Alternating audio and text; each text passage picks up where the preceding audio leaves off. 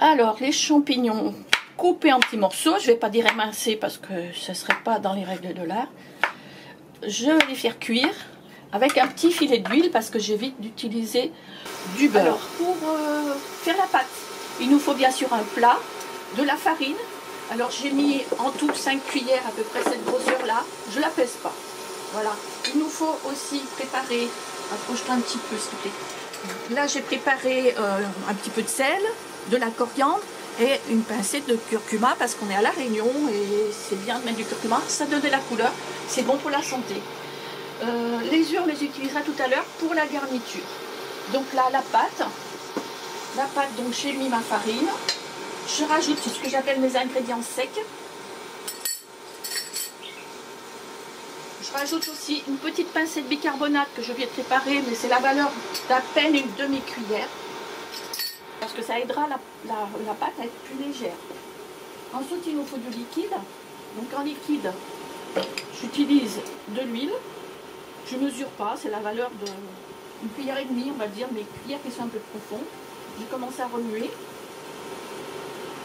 Là, je me rends compte que ça ne sera sûrement pas assez mouillé, donc j'ajoute un tout petit peu d'eau. Quand j'ai des légumes, là, comme les champignons qui vont faire du jus, je peux rajouter le jus, ce qui va donner un bon goût à la pâte.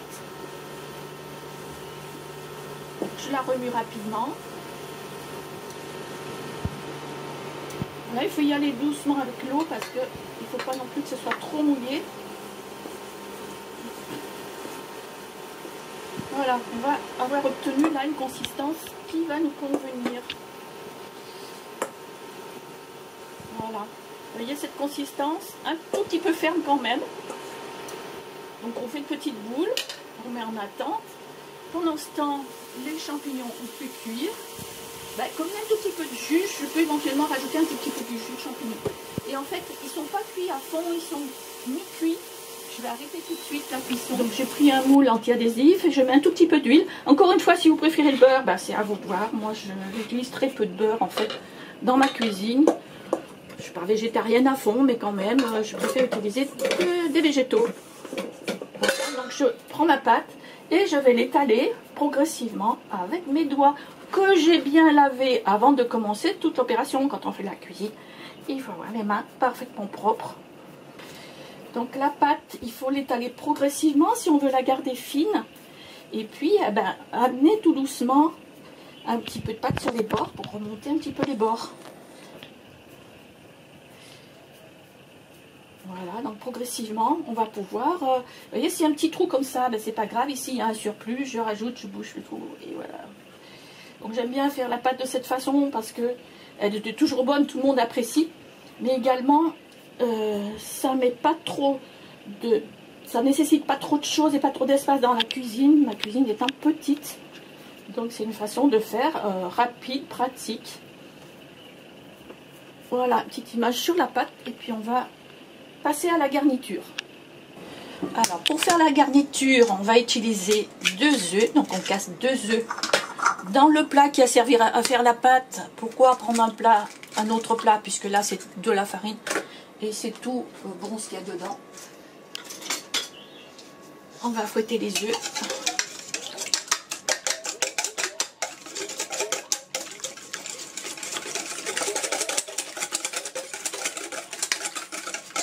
Les œufs sont fouettés.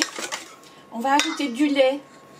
Suivant le lait que vous utilisez, peut-être vous l'aurez fait bouillir ou chauffer, c'est comme vous voulez. Moi je ne le chauffe pas parce que à l'île de la Réunion, il fait chaud, il fait déjà combien, 28 degrés là maintenant.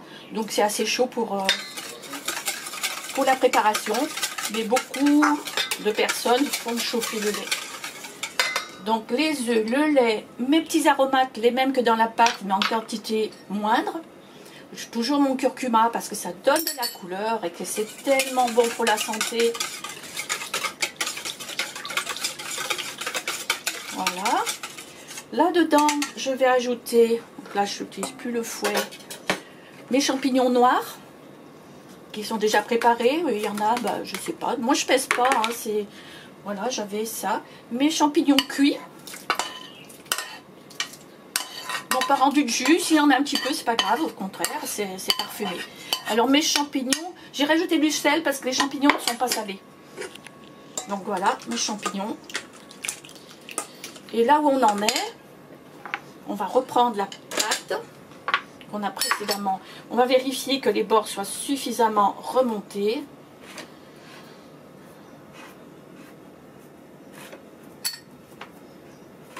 Voilà, une petite vérification. Voilà, donc on a fait notre préparation ensemble. Je vais maintenant pouvoir la mettre dans la pâte à tarte. Alors je vais commencer par mettre des champignons.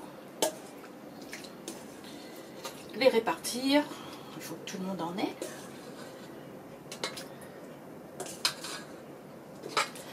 Alors, cette tarte, elle est préparée pour un pique-nique familial où on est suffisamment nombreux et donc il y a des personnes qui n'aiment pas le fromage, etc. Vous pourriez, si vous le souhaitez, rajouter du fromage, du jambon, des lardons, ce que vous voulez. Chez nous, ça va être comme ça. Et tout à l'heure, j'en préparerai une au fromage. Voilà, j'ai réparti les champignons. Maintenant, je vais mettre au liquide, mais j'y vais prudemment, je ne vais pas déborder. Si je déborde, ça va couler dans le four. Mais non, c'est bon. Pile poil. Voilà, il nous reste un tout petit peu à égaliser. Voilà, on va mettre au four. Avec notre tarte aux champignons, aux deux champignons, champignons de Paris et champignons noirs.